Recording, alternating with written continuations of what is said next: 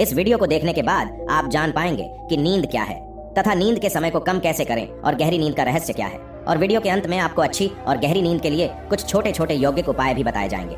तो चलिए जानते हैं। बहुत समय पहले की बात है, एक बार एक युवक एक बौद्ध भिक्षु के पास आता है और कहता है कि मुनिवर, मैं अपनी नींद से बहुत परेशान हूँ। बहुत कोशिश करने के बाद भी मुझे देर रात तक नींद नहीं आती है और रात को सोने से पहले मेरे मन में दुनिया भर के विचार आते रहते हैं और किसी तरह मैं सो भी जाता हूँ तो रात भर करवटें बदलता रहता हूँ और जब मैं सुबह उठता हूँ तो मुझे अच्छा नहीं लगता। मैं थका हुआ और बेचैन महसूस करता हूँ। कृपया आप मेरी इस समस्या का कोई समाधान बताएं। बौद्ध भिक्षु ने कहा, इससे पहले कि मैं आपको आपकी समस्या का समाधान बताऊं, मैं आपको गौतम बुद्ध की गहरी नींद के रहस्य के बारे में मैं आपको एक कहानी सुनाना चाहता हूं। उस युवक ने कहा, जैसी आपकी इच्छा मुनिवर। बौद्ध भिक्षु कहानी सुनाने लगे कि तथागत गौतम बुद्ध जब सोते थे तो रात भर उसी अवस्था में रहते थे, कभी करवट नहीं बदलते थे। रात को जिस अवस्था में सोते थे सुबह तक उसी अवस्था में रहते थे। गौतम बुद्ध के एक शिष्य थे आनंद, वो अक्सर उनके पास ही सोते थे। आनंद को यह बात बहुत परेशान कर रही थी कि जब भी रात में आनंद की आंखें खुलती तो वह देखता कि गौतम बुद्ध उसी भौतिक अवस्था में पूरी रात कैसे गुजार सकते हैं। वह हमेशा जानता था कि बुद्ध एक ही अवस्था में सो रहे हैं। यह बात उनके मन में कई सवाल पैदा करती थी। लेकिन एक दिन भिक्षु आनंद अपनी जिज्ञासा को रोक नहीं पाए और वह गौतम बुद्ध के पास चले गए। आधी रात को उन्होंने गौतम बुद्ध को जगाया और बोला, तथागत मुझे क्षमा करे गुरुवर, मुझे पता है कि आपसे प्रश्न पूछने का सही समय नहीं है, क्योंकि आप दिन भर चलते रहते हैं और लोगों को धर्म का ज्ञान देते हैं और उनकी समस्याओं का समाधान करते हैं। लेकिन मेरी जिज्ञासा इतनी बढ़ गई है कि मैं सुबह तक का इंतजार नहीं कर सकता। इसलिए कृपया मेरे प्रश्न का उत्तर दे और मेरी जिज्ञासा को शांत करें। भिक्षु आनंद ने आगे कहा, मैं पिछले 20 वर्षों से आपके साथ हूँ और मैं देखता आ रहा हूँ कि आप पूरी रात एक ही अवस्था में बिताते हैं। आप जरा भी नहीं हिलते, तो क्या आप सच में सोते हैं या फिर सोते ही नहीं? फिर गौतम बुद्ध ने आनंद की ओर देखकर मुस्कुराते हुए कहा कि मैंने अपने लिए सोने की सही अवस्था ढूंढ ली है। अब मुझे सोते समय हिलने डुलने की आवश्यकता नहीं है। मैं नींद में भी जागता रहता हूँ जब तक मेरा शरीर सोता है, पर मैं जागता रहता हूँ। सवाल यह नहीं है कि शरीर नींद की अवस्था में चलता है या नहीं, शरीर स्थिर अवस्था में क्यों नहीं रह सकता। वास्तविक इसका कारण मन है। मन ही है जो शांत और स्थिर नहीं रह पाता और यही कारण है कि हम नींद की अवस्था में भी अपने शरीर को हिलाते रहते हैं। लेकिन मैं इन सब बातों से परे आ चुका हूँ। अब मुझ में मन जैसा कुछ नहीं बचा। जब मैं सो जाता हूँ तो मेरा शरीर मृत शरीर जैसा हो जाता है, मन जैसा कुछ बचता नहीं। आनंद, क्या आपने कभी किसी मृत शरीर को अपनी अवस्था बदलते हुए देखा है? गहरी नींद की अवस्था में भी यह सारा काम हमारा मन ही करता है। एक बार मन स्थिर हो जाए, मन शांत हो जाए तो आपका शरीर गहरी निद्रा में चला जाएगा, लेकिन तुम भीतर से जाग जाओगे। भीतर से तुम सब कुछ अनुभव कर पाओगे। सोने के बाद भी अपनी जागरूकता एक छोटे से जलते हुए दीपक की तरह निरंतर प्रज्वलित होती रहेगी। कहानी समाप्त करने के बाद बौद्ध भिक्षु ने उस युवक से कहा कि एक जागृत व्यक्ति न केवल अपने शरीर को पूरी जागरूकता के साथ देखता है, बल्कि वह अपने मन को भी पूरी जागरूकता के साथ देखता रहता है। एक जागृत व्यक्ति एक सामान्य व्यक्ति की तरह नहीं सोता। सामान्य व्यक्ति जब सोता है तो वह बेहोश हो जाता है, उसे अपने आसपास के बारे में पता भी नहीं चलता, इसलिए वह अपने सपनों भी नहीं चुन पाता।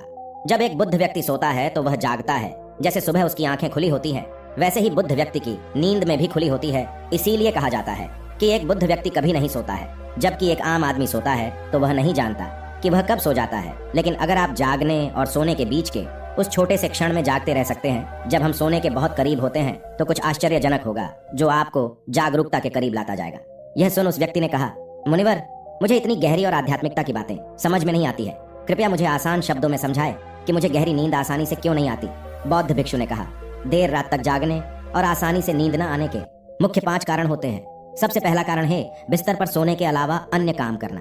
जैसे कई लोगों की आदत होती है कि वे बिस्तर पर ही खाना खाते हैं, बिस्तर पर बैठकर पढ़ाई करते हैं और ऐसे कई काम वे अपने शयन कक्ष में ही करते हैं। शयन कक्ष का अर्थ होता है सोने का स्थान, लेकिन लोग इसका प्रयोग अन्य कार्यों के लिए भी करते हैं, जिससे हमारे मस्तिष्क में शयन कक्ष का कोई निश्चित अर्थ नहीं होता है। इसलिए जब हम बिस्तर पर सोने जाते हैं तो हमारा मन पूरी तरह से स्वीकार नहीं करता है कि अब हमें सोना है, क्योंकि तुमने एक ही जगह पर दूसरे काम करने की आदत बना ली है। दोस्तों, अगर आज के समय की बात करें तो हम भी बिस्तर पर लेटकर फोन पर बात करते हैं। ऑफिस का काम भी बिस्तर पर बैठकर ही करते हैं, फिर चाहे वह मूवी देखना हो, खाना खाना हो आदि। आजकल लोग अपना ज्यादातर समय बिस्तर पर लेटे हुए बिताते हैं, जिसकी वजह से बिस्तर अब हमारे दिमाग में सिर्फ सोने की जगह नहीं रह गया। और ये एक बड़ा कारण है कि जब हम बिस्तर पर जाते हैं तो घंटों तक नहीं सोते हैं।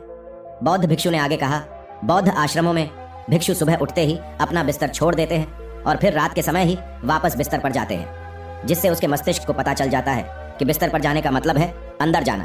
अच्छी और चैन की नींद न लेने का दूसरा कारण सोने का एक निश्चित समय न होना है। बौद्ध भिक्षु ने कहा, यदि आप सुबह जल्दी उठना चाहते हैं और पूरी नींद के साथ सोना चाहते हैं तो आपको रात को जल्दी और एक निश्चित समय पर सोने की आदत डालनी होगी।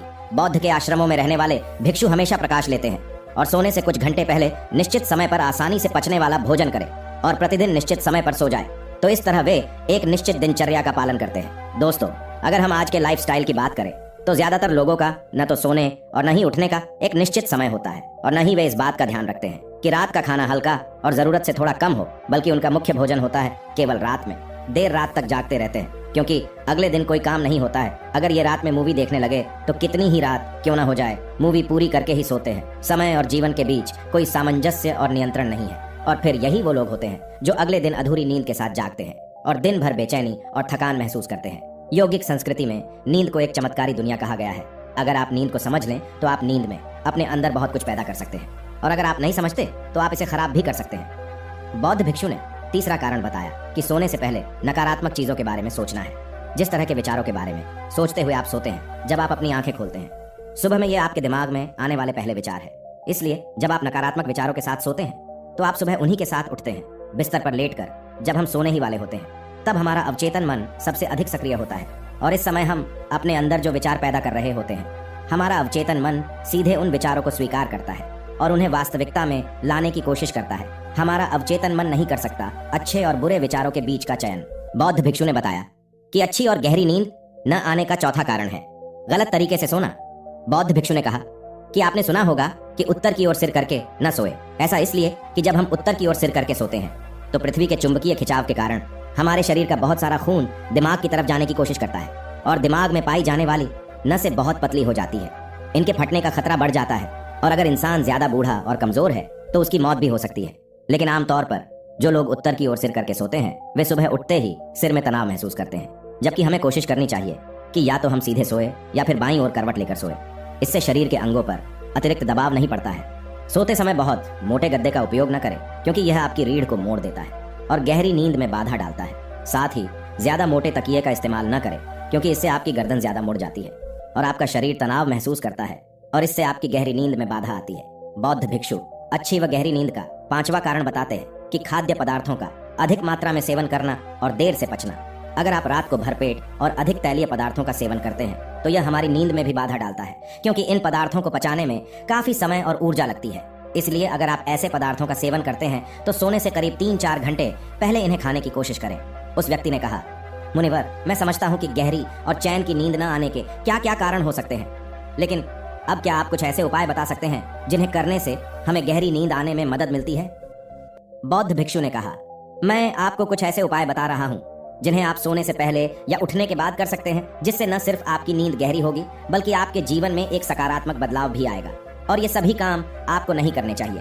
इनमें से जो भी कार्य आपके लिए उपयुक्त हैं आप कर सकते हैं। सोने से पहले गुनगुने पानी से नहाने की कोशिश करें। नहाने से हमारा शरीर जागृत और तनाव मुक्त हो जाता है। आपने देखा होगा कि जब कोई व्यक्ति नहा कर आता है तो उसके भीतर से एक सकारात्मक ऊर्जा का अनुभव होता है। वह अधिक प्रसन्न और निश्चिंत लगने लगता है। इसका कारण यह है कि हमारे शरीर का अधिकांश भाग जल ही है और जल ही हमारे शरीर का मूल अंग है।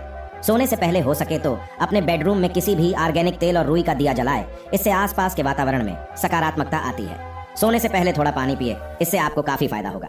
जब आप बिस्तर पर जाए तो सोने से पहले कुछ मिनटों के लिए ध्यान करें और आपके पास जो कुछ भी है उसके लिए आभार व्यक्त करें। सोने से पहले एक बार याद कर लें कि आप नश्वर हैं, आप आज मर सकते हैं। ऐसा सोचने से आप अपनी छोटी छोटी समस्याओं की चिंता करना छोड़ देंगे। सुबह उठते ही अपने दोनों हाथों को आपस में रगड़कर अपनी आंखों पर रख लें। इससे आपका शरीर जागृत होता है। और उठकर हमेशा दाहिनी करवट लें।